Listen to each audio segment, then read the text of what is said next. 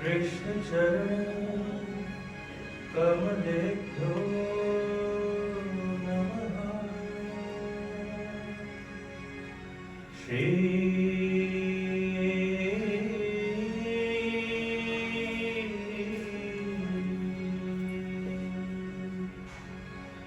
सर्वेभ्यो देवेभ्यो नमः। गुरुर्ब्रह्मा गुरुर्विष्णु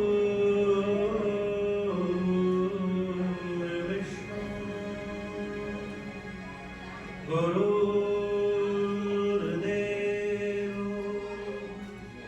महेश्वर।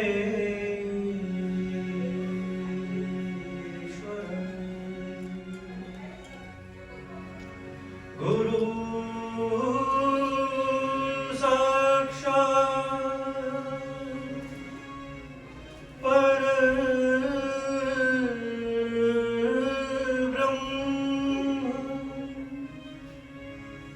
तस्मै श्री गुरुवे नमः। भवानी शंकरो वन्दे श्रद्धा विश्वासरूपिणो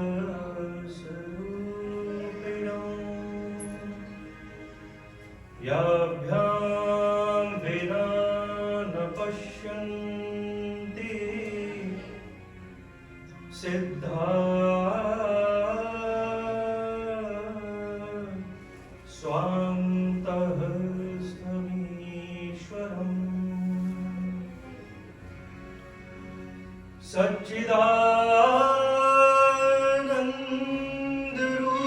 सच्चिदानन्दरूपाय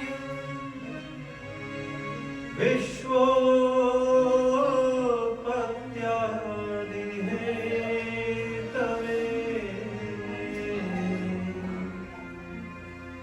तापत्रय विनाशाय श्री कृष्ण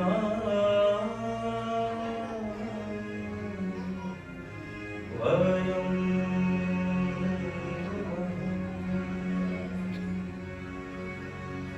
श्री कृष्ण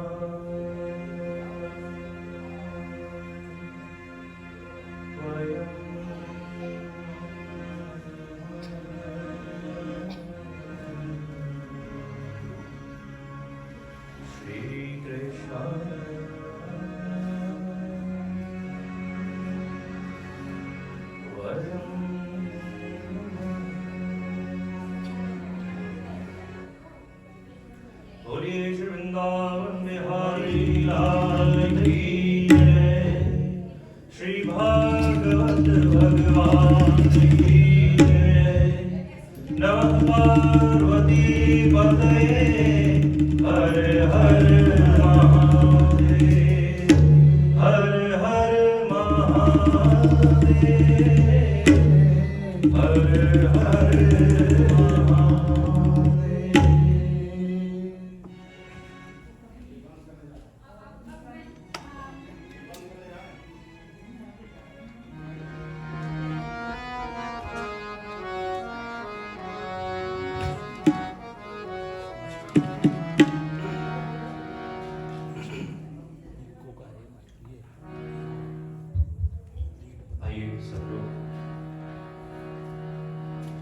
नाम संकीर्तन करके अपने मन और वाणी को पवित्र करके और तब श्रवण करें।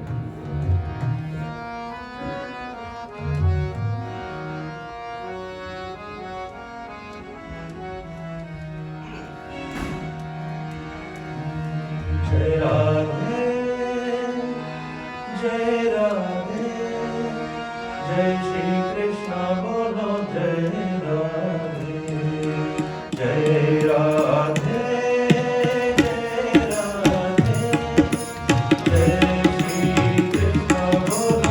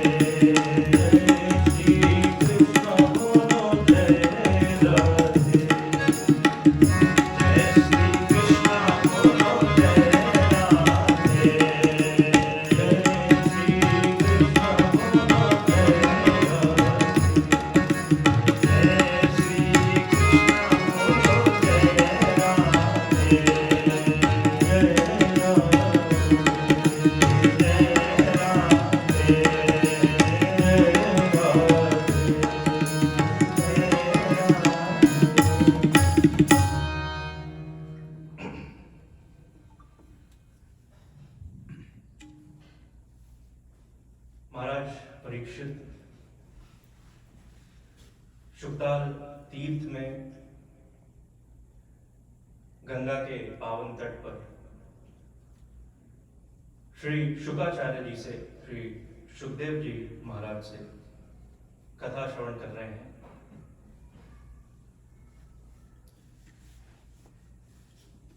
पहले श्रीमद् भागवत में श्री सुखदेव जी महाराज ने महाराज परीक्षित को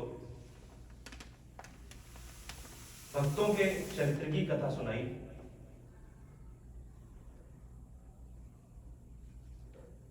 एक से एक श्रेष्ठतम भक्त हुए श्री भगवान के। महाराज ध्रुव का चरित्र सुनाया, प्रहलाद जी की कथा सुनाई, वृत्तासुर की कथा सुनाई। बड़ा अद्भुत चरित्र है वृत्तासुर का। है असुर लेकिन श्री भगवान का अद्भुत भक्त है। ऐसा विलक्षण भक्त है श्री भगवान का। इंद्र के द्वारा वृत्तासुर युद्ध में पराजित हुआ।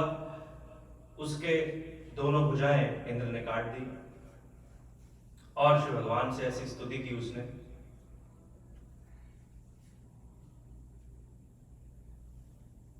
ये किसी भी भक्त की श्री भगवान को की गई प्रार्थना, उसकी जो पराकाष्ठा है, उसकी जो प्रचुरता है, ऐसी स्तुति वृत्तासुर की। अजात पक्षा एवं मातरम खगा,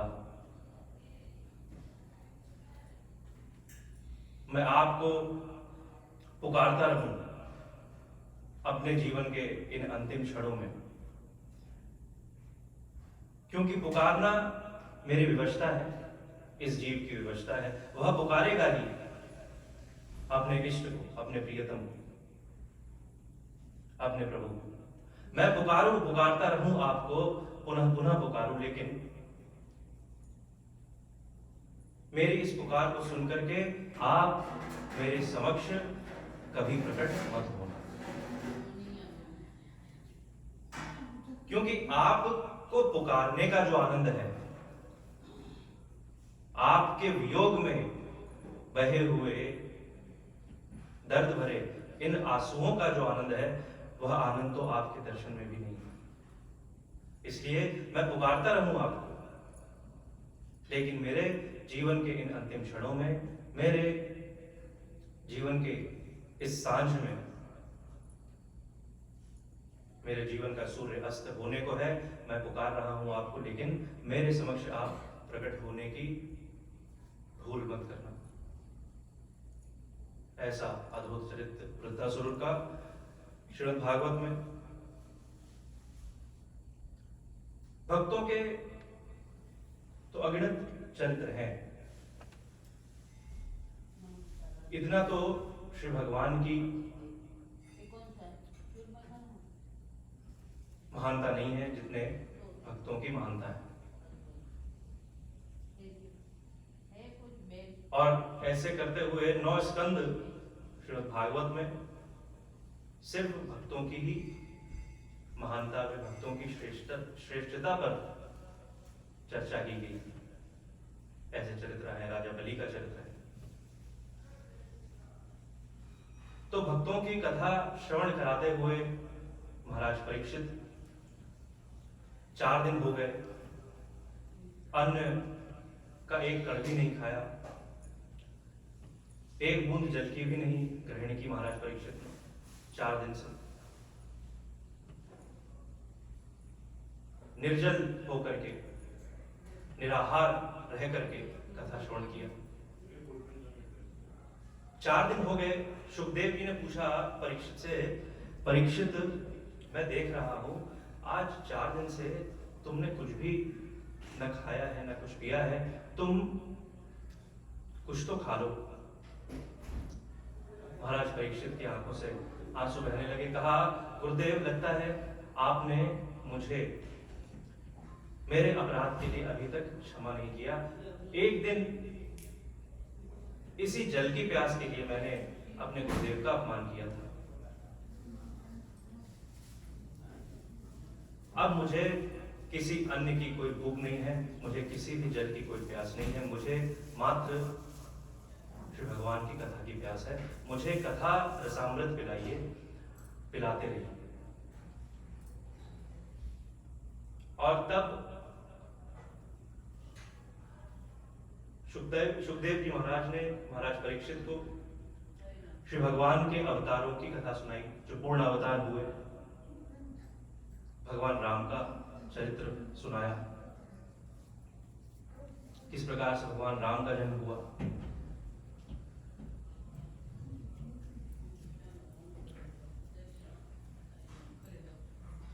पूर्व में एक समय की बात है जब नारद जी को अपने काम विजयी होने पर अभिमान हो गया। नारद जी ने काम को जीत लिया, काम पर विजय प्राप्त कर ली। और जब विजय प्राप्त कर ली तो नारद जी को लगा कि ये समाचार तो सबको सुनाने जैसा है, सबको बताने जैसा है, क्योंकि भगवान शिव ने भी काम पर विजय तो प्राप्त की, लेकिन भगवान शिव को अंत में काम के ऊपर क्रोध भी आया और उस क्रोध के कारण जला करके भस्म कर दिया।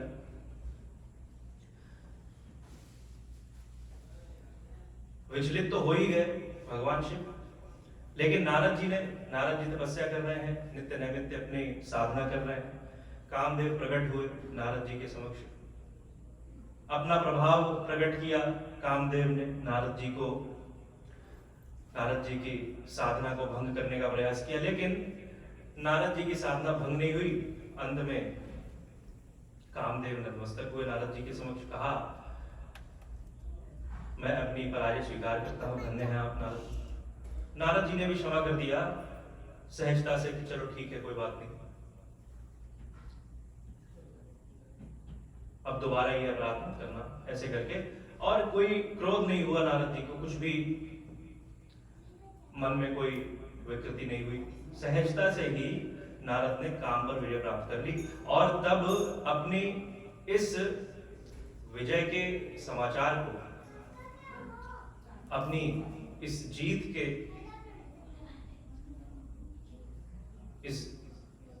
की खुशी को सबको बताने के लिए विचलित हो रहे हैं। निकले नारद जी, सब तरफ नारद जी की जय जयकार है, काम पर विजय प्राप्त कर ली। जहां जा रहे हैं अपनी जयकार सुनकर के नारद जी भाव विभोर होते जा रहे हैं, हर्षोल्लासित होते जा रहे हैं। और तब गए नारद जी भगवान शिव के पास। भगवान शिव से कहा नारद जी ने, देखा आपने, मैंने काम पर विजय प्राप्त कर ली, और आपकी तरह नहीं, क्रोध करके नहीं, बहुत सहजता से, बड़े ही आराम से, कुछ भी करना नहीं पड़ा। आप काम से तो जीत गए, लेकिन क्रोध से तो पराजित हुए, लेकिन मैंने तो पूर्ण रूप से, विशुद्ध रूप से मैंने काम पर विजय प्राप्त की है। भगवान शिव ने देखा बार बार नारद जी अपनी इस विजय के बारे में, अपनी इस विजय के संबंध में बार बार जब बता रहे हैं, तो शिव जी ने मन ही मन सोचा, नारद पराजित तो तुम भी हुए हो, बहुत ही सूक्ष्मता से तुम्हारे हृदय में अहंकार प्रवेश कर गया है। मेरे मन में यदि क्रोध आया तो तुम्हारे भी मन में अहंकार तो आया ही। और तब शिव जी ने कहा नारद को, देखिए नारद जी, बहुत अच्छी बात है, बहुत ही प्रसन्नता की बात है, आप निश्चित ही इस कार्य के लिए आप बधाई के पात्र हैं, लेकिन आप भगवान श्री नारायण के पास जाकर के अपनी यह सूचना मत दीजिएगा, यह समाचार उनको मत बताइएगा, बाकी किसी को भी बताइए। अब नारद जी को लगा कि लगता है शिव जी के हृदय में मुझसे ईर्ष्या हो रही है। ये चाहते नहीं है कि मेरा यशोगान हो, चाहते नहीं है कि कोई और भी काम विजय के रूप में प्रतिष्ठित हो। इसीलिए लगता है मुझे बार बार कह रहे हैं कि भगवान के पास मत जाइएगा, उनको मत बताइएगा। अब तो निश्चित ही मैं जाऊंगा और बता के ही रहूंगा भगवान को। तो नारद जी गए, ब्रह्मा जी के पास भी गए, उन्होंने भी यही सलाह दी, यही कहा कि भगवान के पास मत जाना, ये मत बता देना। लेकिन नारद कहाँ मानने वाले थे, गए वैकुंठ लोक। श्री भगवान ने स्वागत किया नारद जी का, स्वागत सत्कार किया और आदर पूर्वक उन्हें बैठाया। पूछा नारद जी से, और नारद जी सब ठीक तो है, सब कुशल मंगल है? तो नारद जी ने कहा, हाँ प्रभु, सब कुछ बहुत अच्छा चल रहा है। बस एक बात आपको बतानी है। नारद कहेहु सहित अभिमाना, कृपा तुम्हारी सकल भगवाना। प्रभु आपकी कृपा से एक बहुत बड़ा कार्य मैंने कर लिया, काम के ऊपर मैंने विजय प्राप्त कर ली। बड़ी विनम्रता से कहा नारद जी, कृपा तुम्हारी सकल भगवाना, प्रभु आपकी ही कृपा से। इस विनम्रता के पीछे नारद जी के हृदय में, नारद जी के अंतःकरण में वह अहंकार का जो बीज था वो श्री भगवान ने देख लिया, पहचान लिया कि इन्हें अहंकार ने जकड़ दिया है। जो अहंकार प्रकट होता है सहजता से ही, व्यक्ति यदि अहंकारी है, अभिमानी है और उसके स्वभाव में उसका अहंकार स्पष्ट रूप से यदि दिखाई दे, तो उसका तो इलाज फिर भी संभव है। लेकिन विनम्रता के पीछे जो छुपा हुआ अहंकार है, समर्पण के पीछे जो छुपा हुआ अहंकार है, वो तो बड़ा ही घातक है। बहुत विनम्र होकर कोई व्यक्ति किसी से कहे, कोई मिलने आए आपसे, आप कहें, अरे भाई आप तो बहुत महान हैं, और वह व्यक्ति बोले, नहीं नहीं हम कहा, हम तो आपके चरणों की धूल हैं। जब तक वो स्वयं ये बात कर रहा है कि हम तो आपके चरणों की धूल हैं, तब तक तो ठीक है। लेकिन यदि आप उससे एक बार कहकर देख लीजिए कि आप मेरे चरणों की धूल हैं, फिर तब देखिए क्या होता है। आप मेरे चरणों की धूल हैं, आइए हमारे चरण छूइए, तब पता लगेगी बात। तो भगवान ने नारद के इस अहंकार को पहचान लिया और तब श्री भगवान ने कहा नारद जी से, तो बहुत शुभ समाचार आपने दिया। मन ही मन श्री भगवान ने सोचा कि अहंकार रूपी यह जो वृक्ष नारद जी के हृदय में उगाया है, मैं इस वृक्ष को एक दिन उखाड़ फेंकूंगा।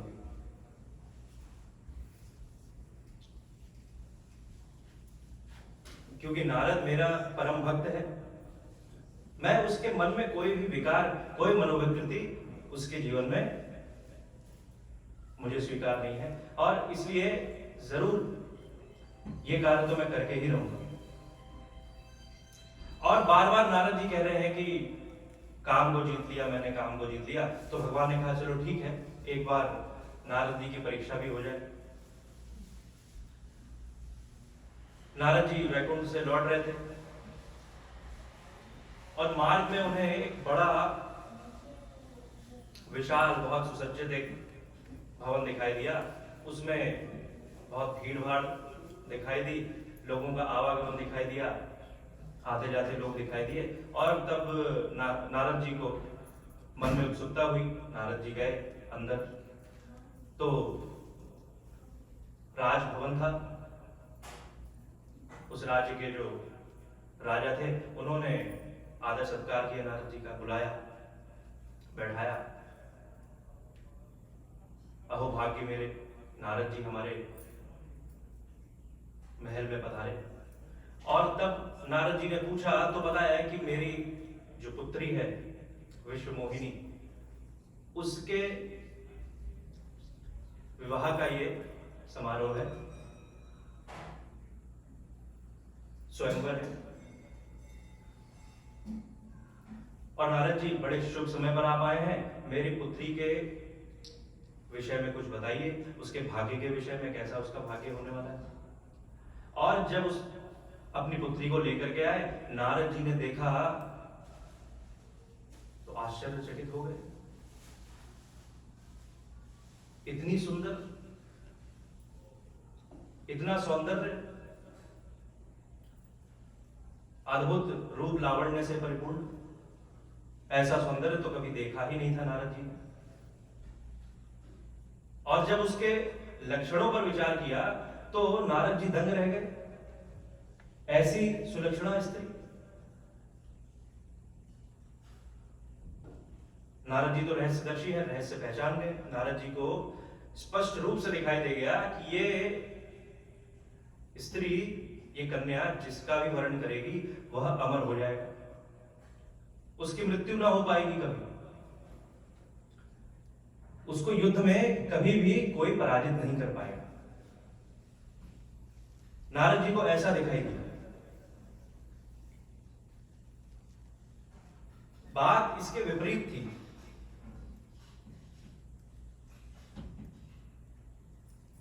बाबा तुलसी ने लिखा, काम भुजंग डसत जब जाही, विषय रंभ कटु लगत न नाही।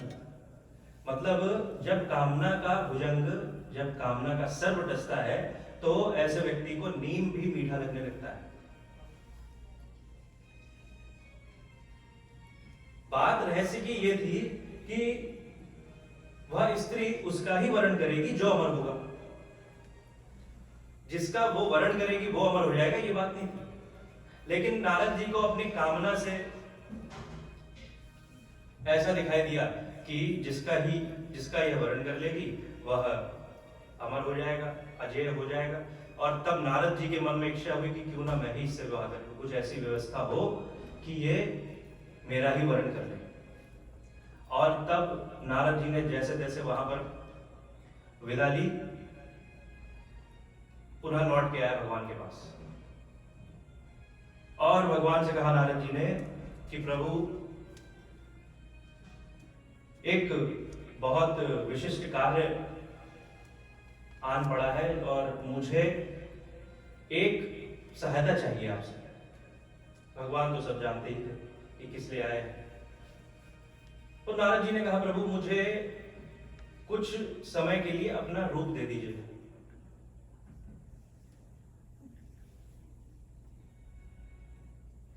आज भी ऐसे ही होता है, कुछ समय के लिए लोग विवाह से पूर्व अपना रूप, ये जो आर्टिफिशियल रूप लेने की परंपरा है, वे शायद तब से ही चालू हुई है। जाकर के ब्यूटी पार्लर्स में और कहां पे, तो ये ऐसा आर्टिफिशियल रूप लेकर के कब तक चलेगा भाई जीवन। अपना जो निज रूप है,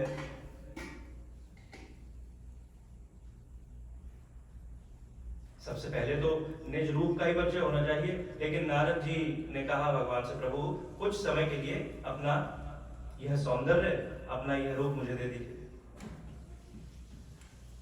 और नारद जी किस लिए कोई विशेष कार्य, अरे प्रभु वो सब बातें बाद में, पहले आप। तो भगवान ने कहा चलिए ठीक है, अच्छी बात है। और तब भगवान ने रूप तो दे दिया, नारद जी ने स्वीकार भी किया। अब भगवान पे इतना भरोसा तो था ही कि अपना रूप ही दिया होगा, जो भी दिया होगा सब अच्छा ही दिया होगा। और नारद जी वहां से चल पड़े। लेकिन एक बात ऐसी हुई जो नारद जी को, जिससे नारद जी संभल गए। गिरते गिरते बच गए। नारद जी ने जाते जाते भगवान को कहा कि प्रभु एक बहुत विशेष कार्य के लिए जा रहा हूं, आपका आशीर्वाद मुझे प्रदान कीजिए। जय विधि होई नाथ हित मोरा, करहु सुबह की दास मैं तोरा। प्रभु मैं आपका दास हूं, जिस विधि मेरा हित हो ऐसा कार्य कीजिएगा, ऐसा आशीर्वाद दीजिए जो मेरे हित में हो, वैसा ही परिणाम हो। ये नहीं कहा कि जो मैं चाहूं ऐसा हो। इस बात से ही नारद जी के जीवन में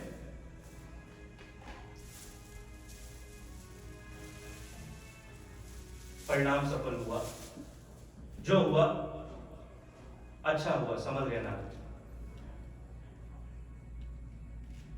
गए वहां पुनः उस राज्य में, और जब स्वयंवर का समय आया, अब नारद जी तो भगवान का रूप लिए खड़े हैं, गले में वैजयंती माला सुशोभित है, और नारद जी पूरे प्रसन्न है कि अब तो मेरे अतिरिक्त ये कन्या किसी का वर्ण कर सकती नहीं। और तब जब वरमाला लिए वह विश्व मोहिनी वह कन्या सबकी ओर गई, लेकिन देखा नारद जी की ओर जैसे ही वो आई तो डर के मारे एकदम से वहां से आगे निकल गई। तो नारद जी को बात समझ में नहीं आई कि ये हुआ क्या। और तब आगे जाकर के देखा जब नारद जी ने, तो उस कन्या ने, श्री भगवान ही वहां प्रकट हुए, उनको ही वरमाला पहना दी, उनका ही वर्ण कर लिया। और होता भी क्यों नहीं, साक्षात लक्ष्मी ही थी। और वहां पे भगवान शिव के दो गण भी थे, वह देख रहे थे यह दृश्य। अन्य किसी को नारद जी का जो असली रूप था वह दिखाई नहीं दिया, सिर्फ उस कन्या को दिखाई दिया, और जो दो गण थे भगवान शिव के उनको दिखाई दिया। अन्य सभी को तो नारद जी जो अपने नित्य रूप में थे वैसे ही दिखाई दिया। नारद जी को लगा कि मैं भगवान के रूप में हूं, और शिवगणों को जो दिखाई दिया तो नारद जी को उन्होंने बंदर के रूप में देखा। बड़ा ही काला कुरूप डरावना सा बंदर, और तब हंसने लगे, नारद जी का उपहास करने लगे। नारद जी को बात समझ में आई नहीं, और तब उन शिवगणों ने कहा, नारद जी एक बार जरा अपना मुख तो देखिए।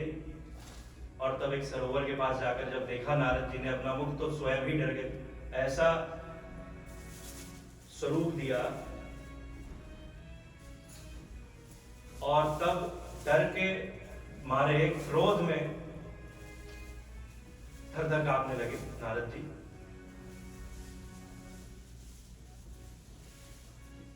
क्रोध की ज्वाला में जलने लगे, आंखें लाल हो गई, होंठ फड़फड़ाने लगे, और तब नारद जी ने भगवान को ही श्राप दे दिया।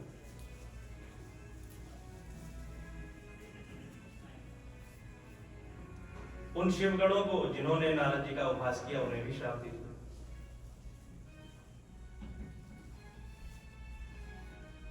उन्हें कहा, जाओ तुम असुर हो जाओ। भगवान को श्राप दिया। कहा नारद जी ने, मेरे जीवन में एक बार विवाह की कामना जागी तो आपने उसे भी पूर्ण न होने दिया, मेरी उस इच्छा का भी दमन कर दिया। मतलब हर तरफ सिर्फ आप ही आप, हम भक्तों का कोई अस्तित्व नहीं है। आज जिस तरह मैं पत्नी के वियोग में, पत्नी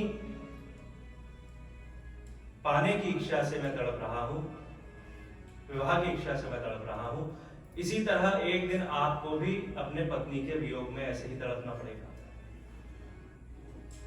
और आपने बंदर का स्वरूप दिया ना मुझे, बिना बंदरों की सहायता के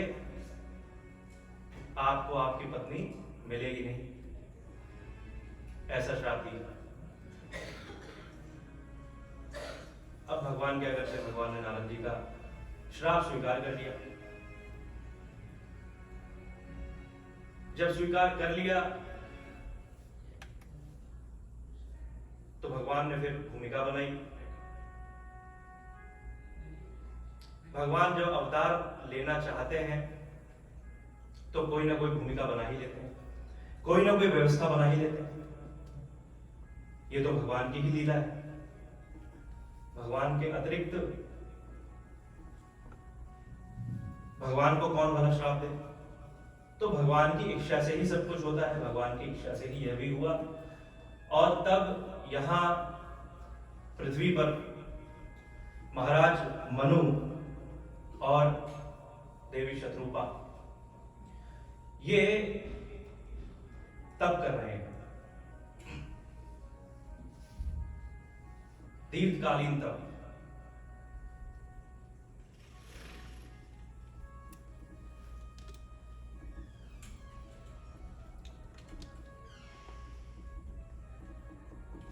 नैमिषारण्य तीर्थ पर